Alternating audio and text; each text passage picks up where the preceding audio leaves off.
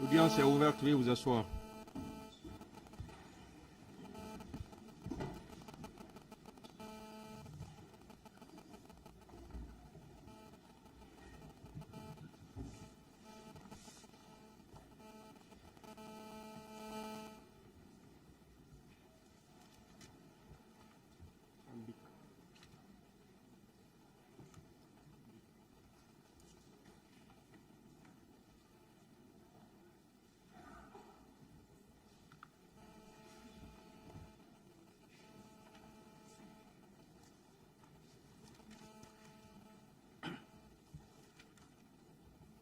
Veuillez mettre les téléphones sur le mode silencieux.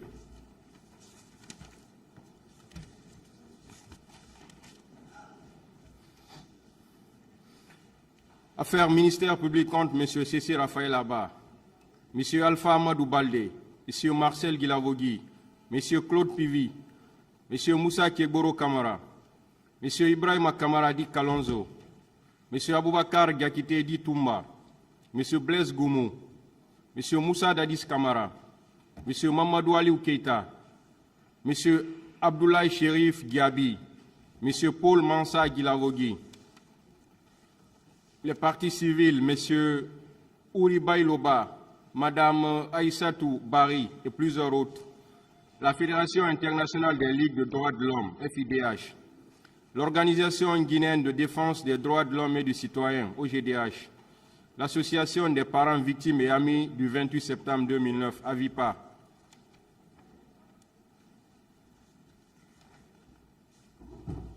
Monsieur C.C. Raphaël Abba, venez à la barre, s'il vous plaît.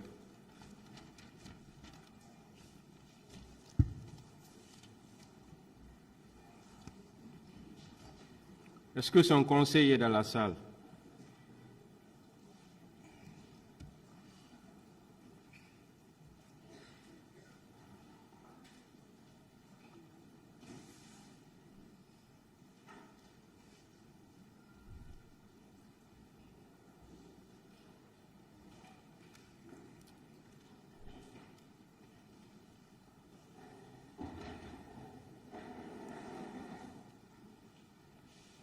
Monsieur Abba, vous avez un conseil. Qui est votre conseil ou qui sont vos conseils? Maître Bérété et Diakité. Maître Bérété et qui? Et Diakité. Diakité. C'est lui qui Diakité. Ah, maître.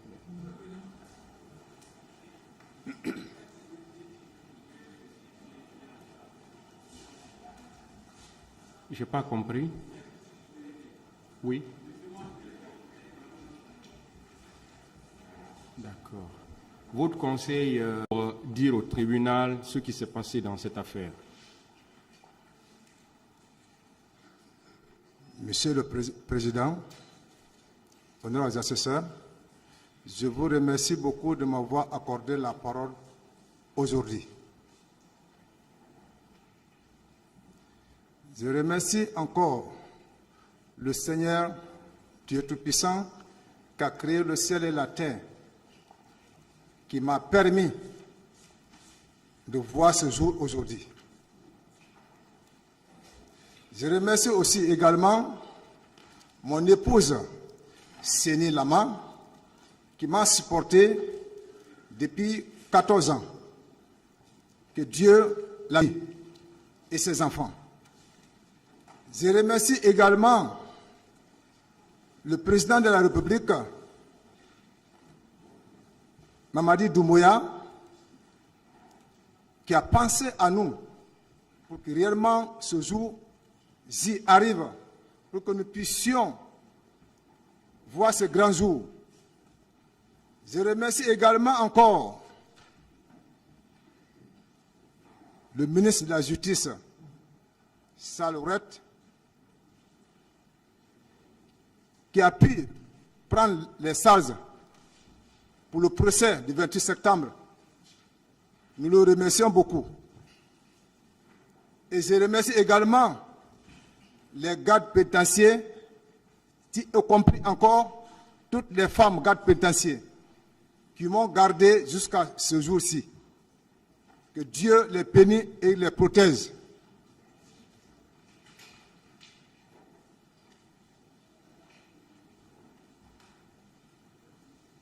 Quand je viens maintenant commencer... Excusez-moi, monsieur. Le Conseil, il y a déjà une règle préétablie. Hein. Vous devez vous éloigner de l'accusé.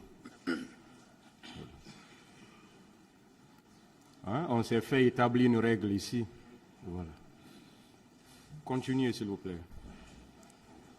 Monsieur le Président, ce que je veux vous dire, c'est une doléance. Moi, c'est Raphaël Laba. J'ai fait 14 ans. Je suis surpris. Rester à la maison centrale, comprendre encore que je suis accusé du cas du 28 septembre. Je ne sais pas pourquoi je suis aujourd'hui ici, à la barre. Et le cas qui m'a envoyé à la maison centrale, c'est le cas du 3 décembre. Acquitté par l'ordre de mise en liberté par le procureur Mounirou Serif. Plus de 2 fois, 2 reprises. Monsieur le Président, comme la loi, personne n'est au-dessus de la loi. Je me suis dit, je me retiens. Et pour répondre à l'appel de la loi. C'est pour cela, aujourd'hui, je suis présent.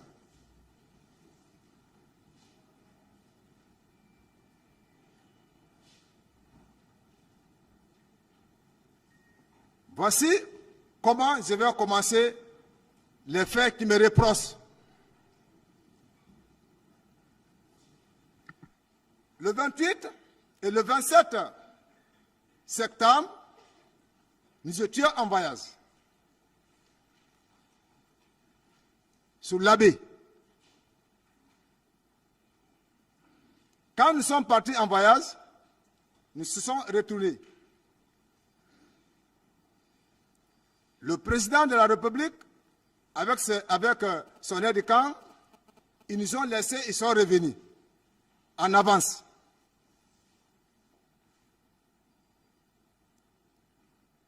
Nous sommes venus à rang dispersé. Nous sommes restés maintenant en arrière. Mais nous sommes rentrés le 28 à 7h et quelques. Je suis monté à l'étage, premier étage. J'ai trouvé mon chef direct, qui est Aboubakar.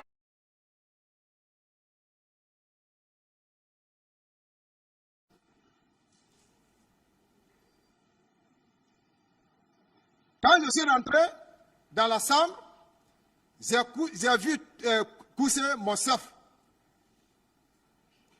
Il était habillé en civil, du maillot complet. Mais il était adossé sur son dos, sur son lit. Mais son pied était sous la terre et sur le sol. Je l'ai tapé. J'ai dit, nous sommes rentrés. Il dit, mais sur la route, ils m'ont appelé que ma femme en étant de famille. Il dit, ah, c'est. Toi-même, tu m'as vu comment je suis habillé. Compte tenu du voyage, et nous sommes fatigués. Aujourd'hui, il n'y a pas d'activité. Donc, néanmoins, je te donne 500 000 pour que tu puisses y aller assister ta femme. Donc, comme j'ai vu la position de mon chef, il assiste que je reçois les ordres, parce qu'à la présence, je n'ai pas de repos. Quand il m'assoit, je suis avec lui. À tant qu'il n'est pas dormi, je n'ai pas de repos. C'est quand il se repose, peut-être à partir de 5 heures, j'ai un peu de repos. Et Et c'était la deuxième fois, je vois Toumba habillé en civil. Le jour de la fête de la Tabaski, c'était le premier jour que je l'ai vu habillé en basin. Le deuxième second, c'était le jour du 28 septembre, matin, quand nous étions de retour pour l'abbé. Donc, j'étais fier. J'ai dit, aujourd'hui, je vais vivre avec ma famille. Je vais me reposer avec ma famille. Parce que je n'ai pas de repos. Et encore, c'est un jour de férié. Je me suis précipité, je suis descendu à l'escalier, j'ai continué directement à la maison. Arrivé à la maison, l'hôpital n'est pas très distant de notre domicile. Je me suis rendu à l'hôpital. Le docteur a fait des soins. C'est ma tante qui était auprès d'elle. La somme que mon chef m'a donnée, j'ai pris 400 000, je l'ai donné pour les soins. Donc, il a parlé, pour les perfusions. Compte tenu du fatigue du voyage, le lieu que je me suis assis et adossé, le sommeil m'a apporté. Parce que nous sommes partis le 27 sans manger, sans boire, et encore se retourner. Arrivé à Mamou, nous devions manger, mais c'était très tard, tous les hôtels étaient fermés. Nous sommes rentrés faits. Donc, au moment où je me suis adossé, et on mettait le soin sur madame, le sommeil m'a dépassé, m'a emporté. De 14h et quelques jusqu'à 15h, prévision, c'est fini, et nous sommes rendus à la maison avec madame. Arrivé à la maison, j'entends des bruits. Mes enfants me disent, ah, il y a un mouvement vers Koza. Je dis, ah oui, j'ai dit, c'est le grépistes. C'est comme ça que j'ai parlé. Après, mes enfants m'ont envoyé une note sur les terrasses. J'ai étalé, je me suis reposé. Encore, pour vraiment me reposer fermement.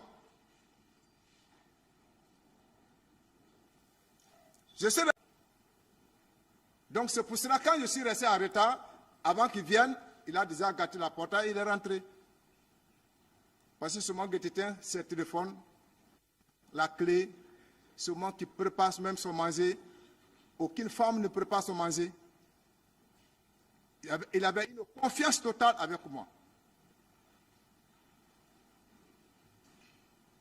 Il avait une confiance totale avec moi. Aucune femme ne prépare son manger. Seulement qu'il s'occupe de ses manger, de tous ces petits problèmes. Donc, voici vraiment le jour du 28 septembre, était ma position réelle. Au premier abord, pour continuer, également pour la confirmation de la parole de mon chef direct, au moment de l'approche du procès, il nous a appelés. Il dit, ceci, viens. Il a appelé mon ami. Marcel, viens. On s'est assis à trois. Il dit, le moment de la vérité est arrivé. Toi, tu as déjà fait 14 ans. L'autre a déjà fait 13 ans. Je sais que la prison est déjà terminée. Mais nous ne partions pas au combat. Nous partons vers le bas peuple pour leur dire la vérité.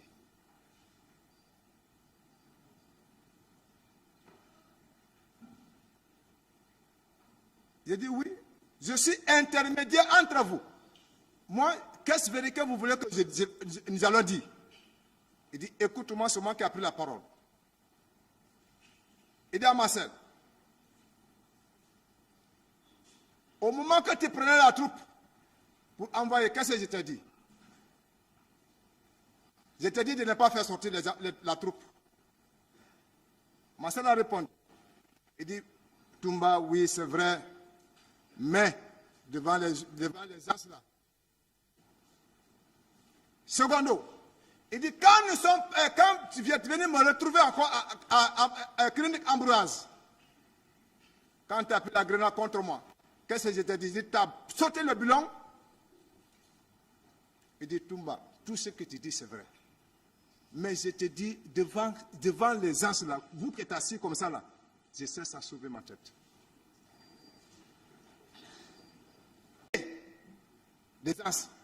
Je suis le représentant de Monseigneur Vincent Koulibaly à la sûreté. Je suis le représentant de tous les pasteurs de la République de Guinée à la sûreté. Tu m'as assisté. Et on a fait changer la vie des gens qui étaient, leur vie était en mauvaise semaine. Ils sont revenus en Christ. Je dis aujourd'hui, j'ai eu encore confiance à Toumba. Je dis, mais ce que l'autre a dit, j'aimerais qu'aujourd'hui, c'est pour que vraiment l'histoire que les enseignants vont enseigner, que ça soit vrai. Mais efforce-toi de dire cette vérité que Toumba a parlé. Il dit non, lui-même si on embrasse Sarkomba, il ne va jamais dire la vérité. Parce que devant... Voilà. Vous constatez que c'est de très bonne foi que j'ai pu demander à mon confrère de le substituer auprès du client qui est à la barre pour éviter une suspension. Mais à l'allure des débats, vous voyez qu'il y a des contradictions entre ses propos et ceux de mon client Marcel. Je me vois dans l'obligation de vous demander... Non, écoutez.